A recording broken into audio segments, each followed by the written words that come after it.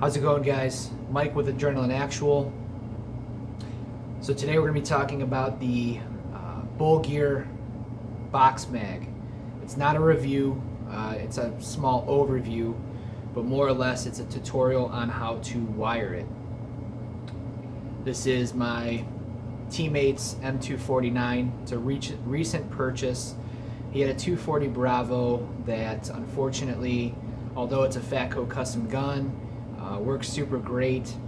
The magazines are a super weak point in its design. So he bit the bullet and purchased this, and I offered to help him build it up. We decided on the Bullgear box mag just because we had heard it's super awesome. It has a lot of cool features that other magazines don't. And when it came finally about a month and a half later from Russia, the diagrams that were provided were just trash. I don't think the diagram was actually meant for this newer version of box mag, and as a result there was a lot of confusion. Had to reference a lot of videos and stuff like that to try to figure it out, forums, and there was nothing. There was no videos. The people that had purchased this magazine on the different discussion groups hadn't installed it, or they didn't do the wiring themselves. There was a guy on Facebook that I referenced through the 249 discussions and interest group, Spencer Hutchinson, and I'll provide some links to his stuff just to give him a shout out because he was super helpful, and without him I don't think I would have been able to really kind of understand what I was doing.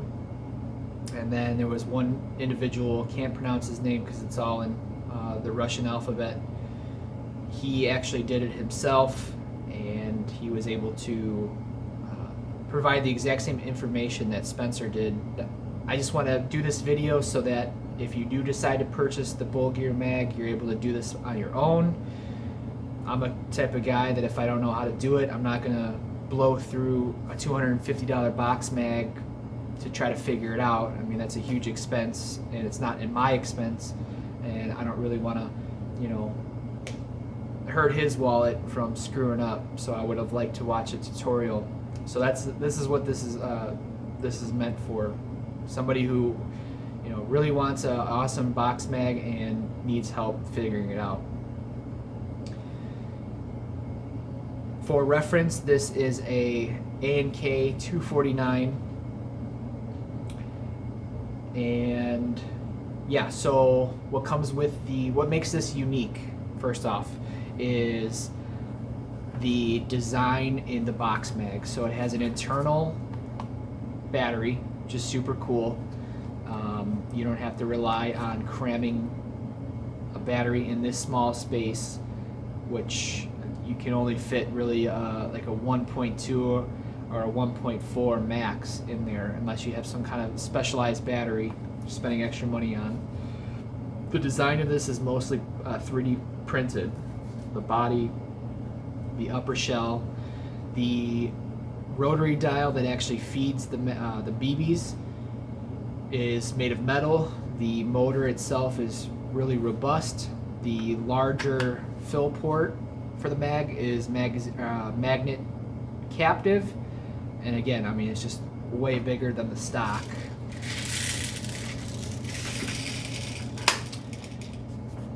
The battery, of course, runs internal to the magazine, so you have the adapter that actually goes into the gun, and then connected with these pin sets is able to provide the gearbox with electricity. Super cool.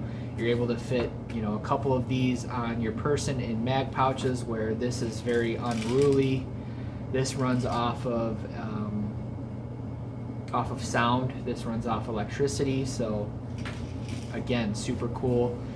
Another function of this magazine is it has a speed. You can customize the speed of the feeding to your liking.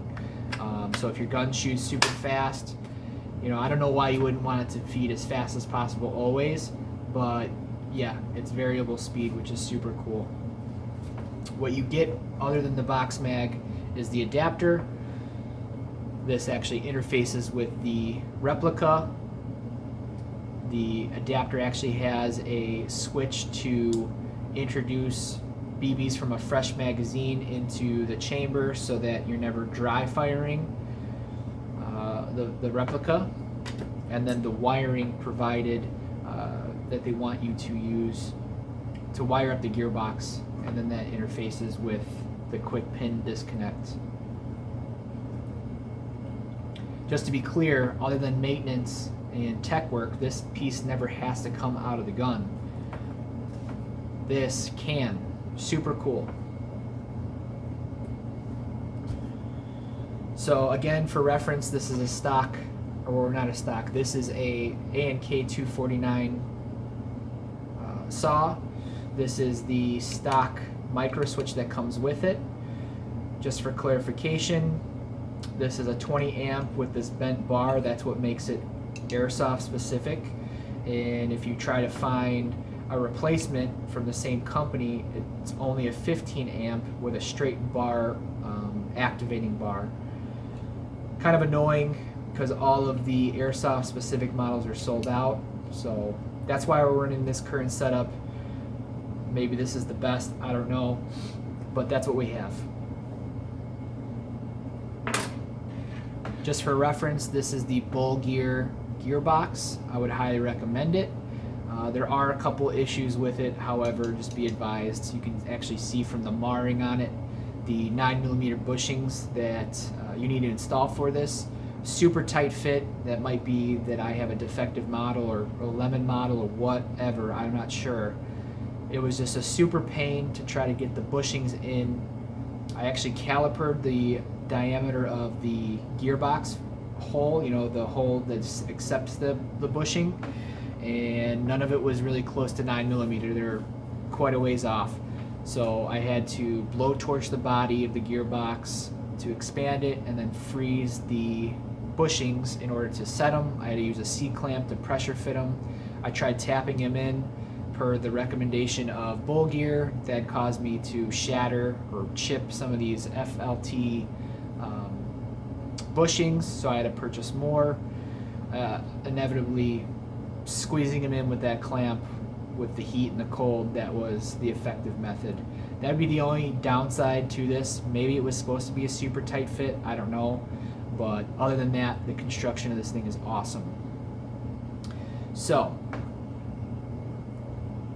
the wiring they provide, the positive and the negative, are 14 gauge wires. I did have 18 gauge in here when we were running stock internals, and it didn't make sense to make an 18 gauge go to a 14 gauge, so I rewired them for 16. And now here's where we get into it. It's going to sound super simple, but looking at the schematic, it didn't make any sense at all. And of course, I didn't want to ruin anything. You have the positive wire coming off the positive lead on the motor. That runs down and through to the middle pin of your micro switch. Easy. Your signal wire, which controls the button on your adapter,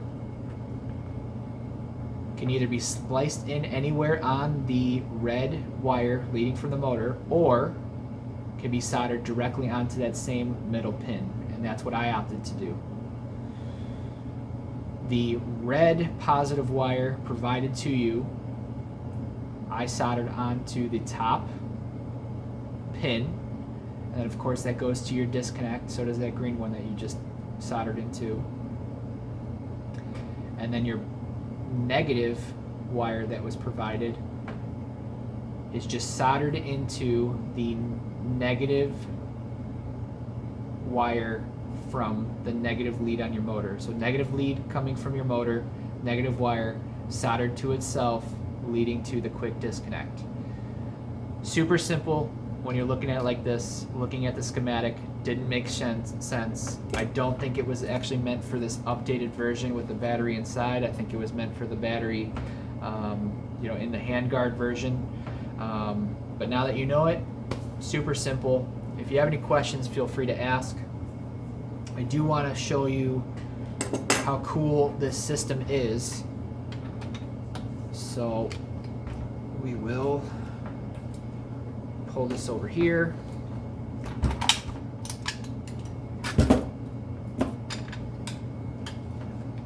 Obviously, normally there would be a gearbox inside. You feed this in, clicks in like any other mag would. That would be connected, tucked out of the way.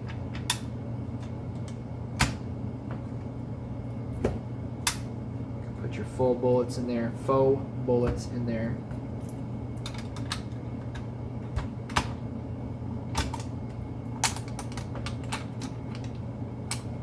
And then